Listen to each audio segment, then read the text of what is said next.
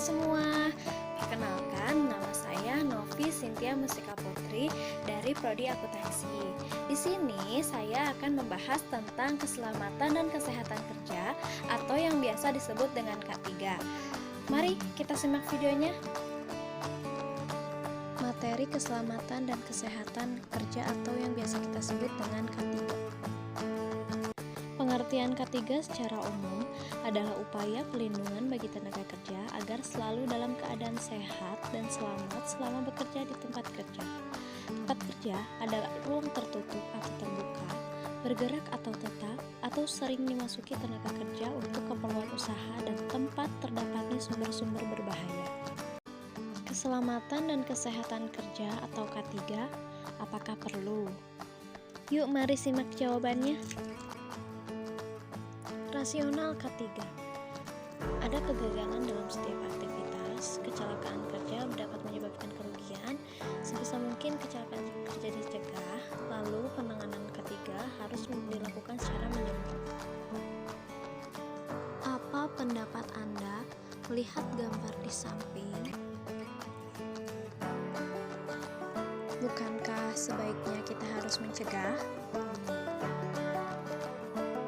Di sini juga kita akan membahas tentang kondisi potensial bahaya selalu mengintai di sekitar kita, tidak hanya di bengkel ataupun laboratorium, tapi juga di kelas, di halaman, ataupun di ruang guru.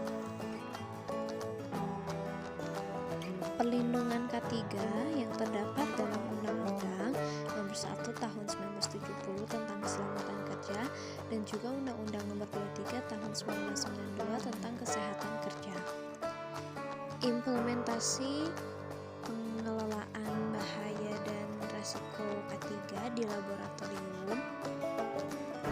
Di sini juga ada implementasi tentang K3. Yang pertama adalah organisasi K3, prosedur yang aman dan pengenalan dari bahan-bahan kimia.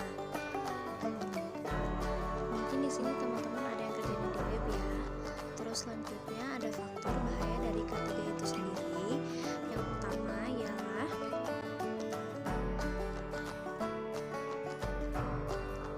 di sini ada faktor fisik, faktor kimia, faktor biologi, dan faktor psikologi.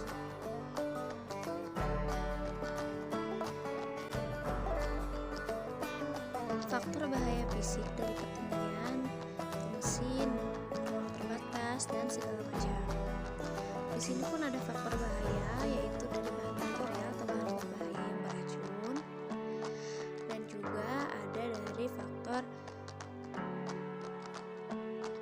dari faktor bahaya biologi, yaitu jamur, virus, atau bakteri lainnya. Dan yang terakhir ialah ada faktor psikologi, di mana bisa menyebabkan stres atau kekerasan atau pelecehan. Di sini juga kita memerlukan sirkulasi alami, jendela yang terbuka, udara yang segar, dan bila terpaksa kita menggunakan AC.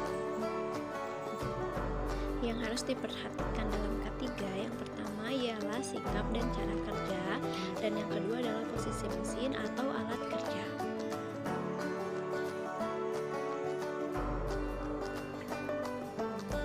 Dan yang terakhir ialah bisa dilihat dari gambar ini dari posisi duduk yang benar. Nah teman-teman semua, posisi duduknya udah benar apa belum? Apa manfaat menerapkan K3? Apa ya kira-kira? Yuk kita simak.